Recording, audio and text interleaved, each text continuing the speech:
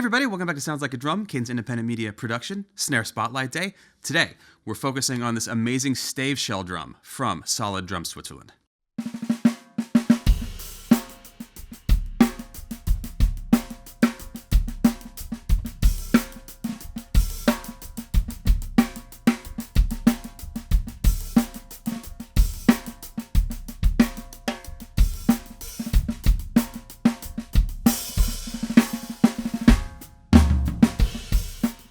I've grown to really love stave shell drums. Early on when I was playing, I didn't really know much about them. You'd run into one once in a while, and now there's a fair market for them. And we can now sort of get into exactly what we want out of a stave shell drum rather than just running across the odd, rare import now and then and jumping on it when you see it. On our channel, we featured a few, and this one is really something special. It's from a drum company that's totally new to me, out of a wood that I've never had a stave drum from, and some other appointments too that you'll see are very, very special. The drum we're looking at today is their vintage Beech model. It's 6.5 by 14 inches in diameter and is in their dark silver metallic lacquer finish. This drum is outfitted with 8 lugs with claw-style tension rods, and then we have stainless steel hand-rolled hoops, no flange at all, just basically straight steel going in. Additionally, we have a coated ambassador on top, a hazy ambassador on the bottom, and 20-strand canopus wires underneath. Let's stop talking about this thing and hear it now. It's sort of a medium tuning.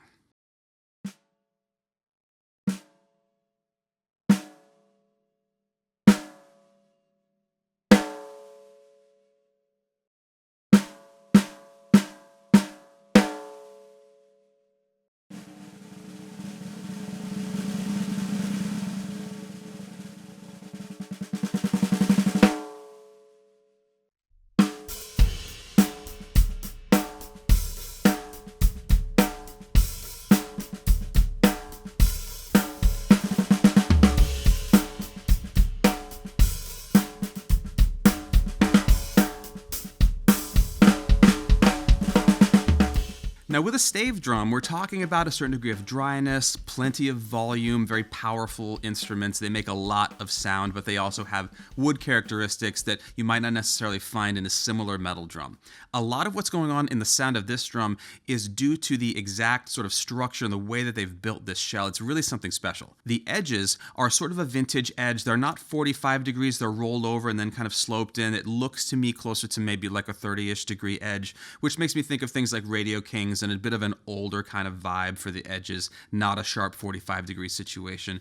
And it's also not like a center point, which a lot of stave drums also have that you might see on the market. Additionally, there are carved in re-rings inside of the drum. So the center of the shell is 7 millimeters, and then where the re-ring area is, it comes out to about 13. So when you look inside, it looks reminiscent of a vintage drum that would have rings installed inside of it, either for sound or for some kind of like structural purpose.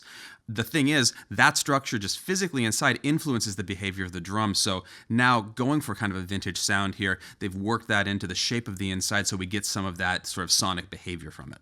Now, one of the most kind of visually noticeable things about this drum is the no flange hoops with claws around. This is a cool look. It's also a really specific sound. It influences the resonance of the drum, the behavior, and the feel of everything. And it even involves itself a little bit in the sound of the rim knock, which we were super surprised. It's got a really unusual and amazing sound.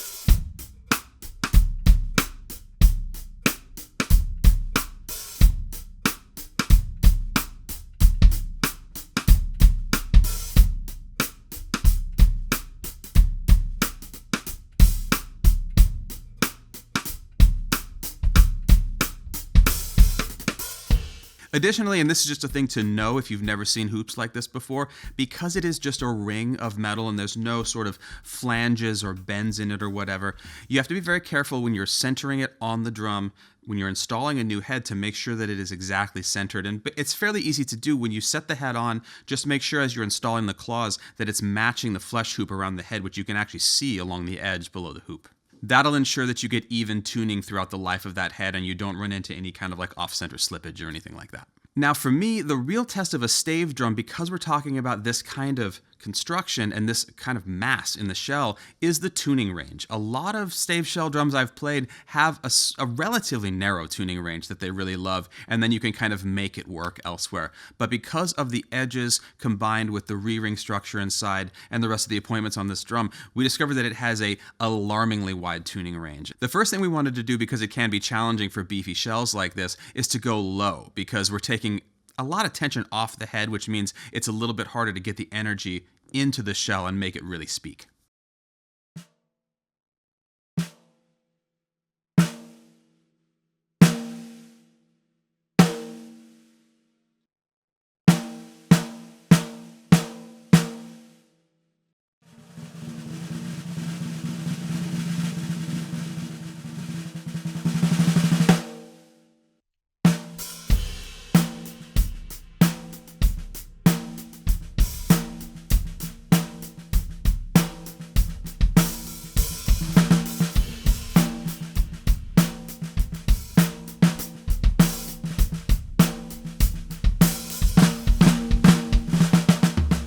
And the proof's in the pudding. It sounds incredible. It reminds me of my Keplinger snare a little bit, which is metal, but with more warmth, more tone, more sustain, all kinds of things that you would expect to get from a wood construction with these kinds of edges.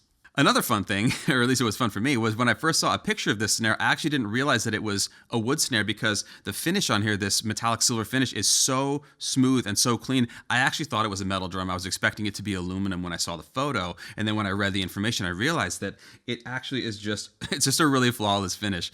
And we don't get a lot of lacquered drums through here. A lot of the time these days, it's either a metal drum or a wood drum that's built to show off the grain of the wood. So seeing people doing lacquer finishes like this that are just beautiful and deep, and also not overly complicated or too gaudy against the rest of your kit, is a really nice feature. Oh, and don't let me forget, it also has the wonderful trick throw off, which has my favorite feature, a little kind of ball bearing in the turning on the knob so that your tension never slips, which is the worst thing when you're banging away.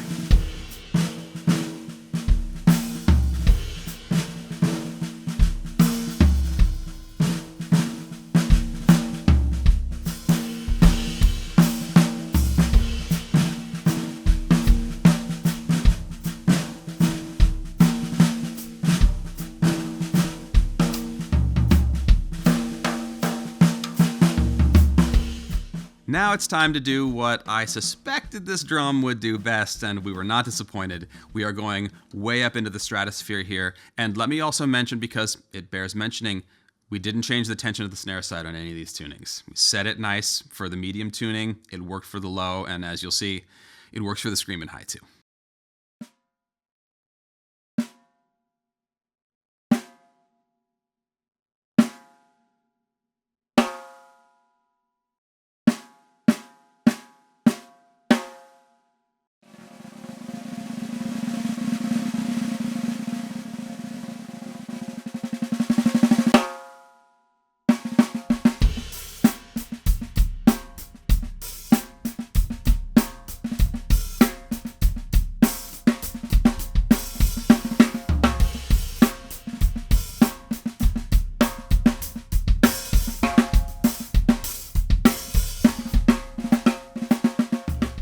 Fantastic, ridiculously loud, super duper clear, orchestral insensitivity in the center. I sat here just playing little rolls on it while Ben was editing earlier because I couldn't stop doing it. It just made me so happy. And he actually mentioned, this is also worth mentioning, that the sound where I was also the same as the sound basically 30 feet away. So that's telling you a lot about the way that this drum projects tone and articulation. The wires, everything working together beautifully. I would owe some of that also to the choice of hoops and the claws as well, because we are really maximizing the capacity for this drum to resonate with this style of hardware.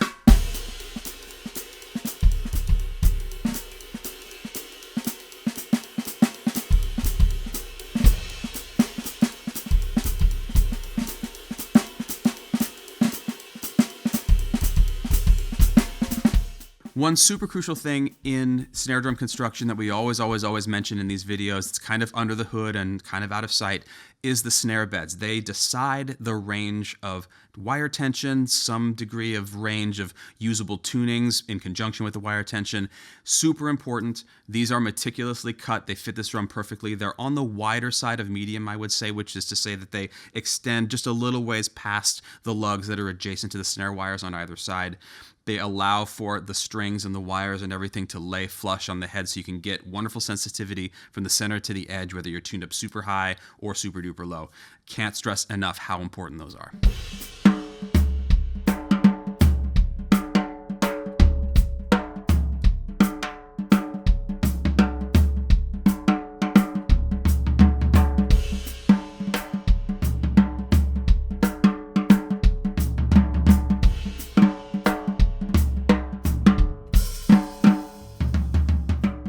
All right, that about wraps it up for today. This drum gave us everything we were hoping for and a little bit more. And if you're interested in this very drum, follow the link below to Philadelphia Drum Shop. It is for sale there. Well, it was when we made the video anyway. It might not be by the time you see this. But if they don't have it anymore, they are a dealer of this brand. They can get more fabulous instruments. Check them out. Follow the link to this company's website as well. Solid Drum Switzerland is making some beautiful instruments right now. I was really pleased to see an 8-lug stave in this size too. It gave me so many kind of like vintage feels and really informed what I tried to make it do.